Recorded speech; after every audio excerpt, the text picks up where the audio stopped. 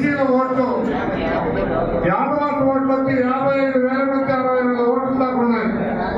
మరి బీసీల ఓట్లు వచ్చి 1,20,000 ఓట్లు ఉన్నాయి. మొత్తం కలుపుకుంటే 1,80,000 ఓట్లు ఉన్నాయి. మిగతా కులాలన్నీ కలుపుకుంటే మన 2,95,000 ఓట్లు ఉన్నాయి. మరి అధిక ప్రాధాన్యత బీసీలకు ఉన్నప్పుడు మనం ఎమ్మెల్యే పదవి అడగడంలో తప్పేమన్నా ఉందా? మరి లేనప్పుడు మనం దాదాపు ఈ 8 సార్లు తిరుపతి నియోజకవర్గానికి 8 సార్లు ఎమ్మెల్యే అభ్యర్థులుగా వివిధ కులాల వాళ్ళందరూ కూడా మనం కష్టపడి మనం గెలిపించాం. అయితే ఈసారి మనం ఏమడుగుతున్నాం, యాదవ కులానికి ఈసారి మీరు ఎమ్మెల్యే పదవి ఇవ్వాలి. మా తెలుగుదేశం పార్టీ నాయకులు చంద్రబాబు నాయుడు గారు మేము ఈ సభా వేదిక నుంచి ఆయనకు విన్నవించుకోవడం ఏంటంటే, అయ్యా మా యాదవ కులంలో కానీ మా బీసీ కులంలో కానీ మీరు ఎమ్మెల్యేగా ఇచ్చినట్లయితే దాదాపు 152 కులాలు ఈరోజు బీసీ కులాలు ఉన్నాయి. వాళ్ళు ఒక అన్నదమ్ముల దగ్గరికి అక్కొచ్చినట్టుగా మరి బంధువుల ఇంటికి మరి అన్న తమ్ముడు సోదరమలాగా దగ్గరుండి కూర్చొని ఏది కావాలైనా చేసుకోవడానికి అన్ని విధాలుగా బాగుంటుంది. అయితే వేరే వర్గం వాళ్ళకు కూడా అది అయినట్లయితే ఆ గ్యాప్ అనేది కొంచెం దూరంగా ఉంటుంది. ఈ రాష్ట్రానికి 150 కులాల సంబంధించిన ఈ బీసీలు ఉన్నారు కాబట్టి మాకు ఒక్కసారి అవకాశం ఇవ్వండి. అదేవిధంగా నేను ఈ రోజు మీకు ముఖ్యంగా చెప్పదలుచుకున్నది ఏంటంటే, మనమందరూ సమానం. ఈ కులం ఎక్కువ ఆ కులం తక్కువ కాదు, అందరూ సమానం. ఈ రోజు మనకు భగవంతుడు ఇచ్చినటువంటి ఇటువంటి అవకాశాన్ని ఇన్ని ఏళ్ళు అంటే మీకు దాదాపు తిరుపతి గురించి మీకు తెలియని లేదు. ఇప్పటికి 8 ఎలక్షన్స్ జరిగితే ఆ 8 ఎలక్షన్స్ గాను దాదాపు మనము 5 సార్లు అంటే ఎస్సీ కమ్యూనిటీకి సంబంధించుకున్న వాళ్ళ ఇద్దరిని, వైజాగ్ కమ్యూనిటీకి సంబంధించుకున్న వాళ్ళని ముగ్గురిని, అంటే మనం 8 సార్లు అసెంబ్లీ ఎన్నికలు జరిగితే మనం వాటిలో ఈజీగా 5 సార్లు మనం అందరూ ఉమ్మడిగా ఉంది. ఓసీ బీసీ అని తేడా లేకుండా అందరూ కలిసి ఒక వ్యక్తిని మన టీడీపీ తరఫున గెలిపించుకొని అక్కడ నిలబెట్టాము అంటే మీరే అర్థం చేసుకోండి మనకున్న బలం ఏంటి, మనకున్న సత్తా ఏంటని మీకు అందరికీ తెలుసు. ఒక 2 రోజులుగా నేను చూస్తున్నాను. సో మన బీసీ కులానికి కూడా సముచిత స్థానం ఇవ్వండి అన్ని కులాలకు సంబంధించి అని మనం పోరాడుతున్నామే కానీ ఏ కులానికి మనం అడ్డు రావట్లేదు. ఫస్ట్ మనం ముఖ్యంగా చూసుకోవాల్సింది ఏంటంటే, మన కష్టానికి తగిన గుర్తింపు కావాలి. మనం ఇంత కష్టపడుతున్నాం కదా, సో దానికి తగిన గుర్తింపు కానీ రాకపోతే మనసులో బాధ ఉంటుంది. అదే మనం ఎంత కష్టపడ్డాం కదా, మనల్ని గుర్తించట్లేదా ఉంటుంది. ఇప్పుడు అక్కలు ఉన్నారు, అన్నోళ్ళు ఉన్నారు, అందరికీ మంచి స్థానాలు ఇచ్చారు, నేను కాదనట్లేదు. ఇంకా కూడా మన కష్టాన్ని గుర్తించి మీరు విలువాలనే కోరుకుంటున్నాను.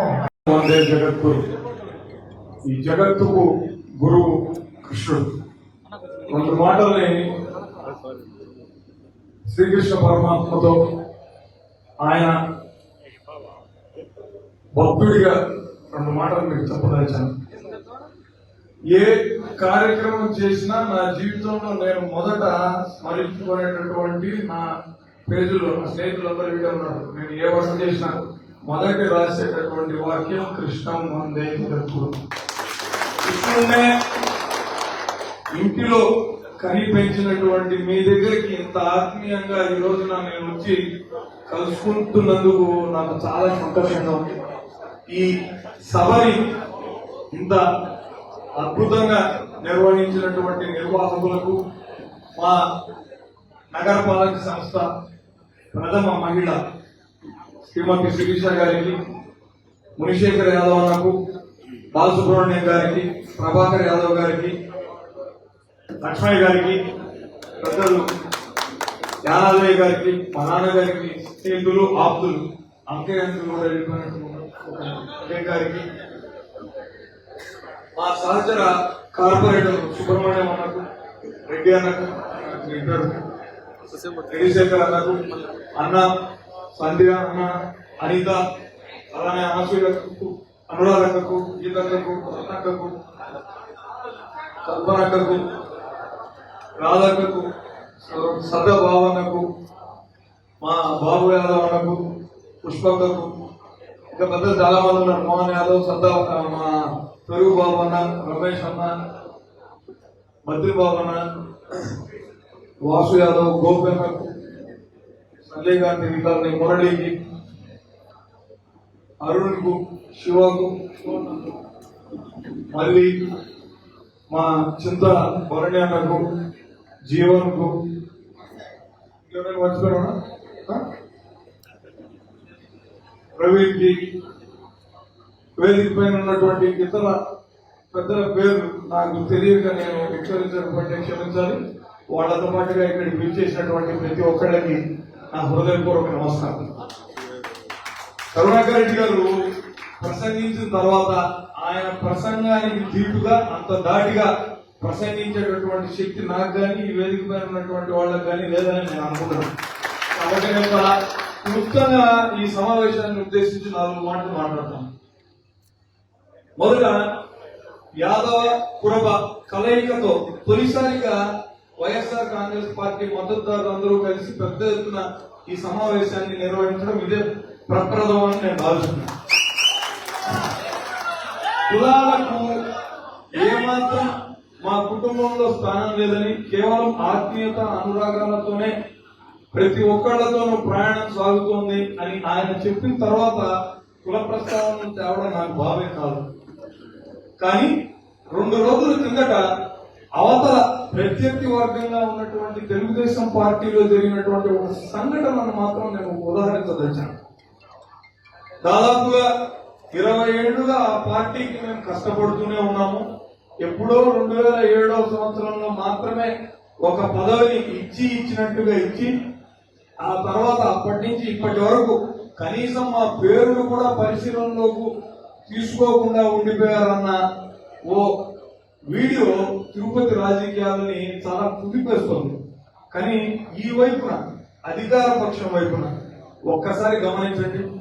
జగన్మోహన్ రెడ్డి గారి నాయకత్వంలో తిరుపతిలో జరిగినటువంటి కార్పొరేషన్ ఎన్నికల్లో 9 స్థానాలను యాదవులకే కట్టబెట్టారు జగన్మోహన్ రెడ్డి గారు అన్న విషయం మర్చిపోయారు. మొదటి మహిళగా 800 సంవత్సరాల తర్వాత తిరుపతి రాజ్యపాలన చేసేటటువంటి అదృష్టం దక్కింది కూడా మా శిరీషకే. ఈరోజున తిరుపతిలో ఎంతో మంది ఎన్నో రకాలుగా మాస్టర్ ప్లాన్ రోడ్ల గురించి, వాటిని నేను చేసినటువంటి తీరు గురించి అనేక రకాలైనటువంటి మెచ్చుకోలు మాటలు మాట్లాడుతుంటారు. కానీ దాని వెనక ఉన్నటువంటి అదృశ్య శక్తి కూడా తన సహకారం లేదే చేయగల ఇంత స్పీడ్ గా నేను చేయగలిగి ఉంటానని మాత్రం నేను అనుకోవడం. ఇది సమిష్టి నిర్ణయం. నాతో చేయి కలిపి నా భుజాన్ని ఎప్పుడు కాసేటటువంటి నా మిత్రులు వాసు యాదవ్ కానీ, చైతన్య యాదవ్ కానీ, ఆ మాట కొట్టే గోపన్న, అరుణ్, ఇలాంటి వాళ్ళు అందరూ ఉండబట్టే నేను తిరుపతి రాజకీయాల్లో నిలదొక్కునేటటువంటి పరిస్థితి వచ్చిందన్న విషయాన్ని గుర్తు చేస్తూ, ఇంటర్నల్ రోడ్ల మీద నగరపాలక సంస్థ డ్రైనేజీల మీద ఖర్చు పెట్టింది 120 నుంచి 140 కోట్లు. ఇందాక మనం మాట్లాడుతూ రాజకీయాల్లో కుల ప్రస్తావన కన్నా కూడా భిన్నంగా వేరే కొత్త తరం రాజకీయాలు చేయాలని అనుకుంటున్నాం. ఇప్పుడు ఎన్నికలు వస్తున్నాయి. తిరుపతి నగరం అన్నది కులాన్ని దాటి ప్రతి పని ఆధారంగా పనితీరుకు నిదర్శనంగా ఎన్నిక జరగాలని చెప్పి ఓట్లు వేయడం అన్నదాన్ని నాకు అడగాలంటే కూడా సిగ్గుగా ఉంటుంది. నా పనితీరుని, నా ప్రతిభని నేను ఈ మార్పును చూసి ఆదరించాలని నేను కోరుకుంటున్నాను.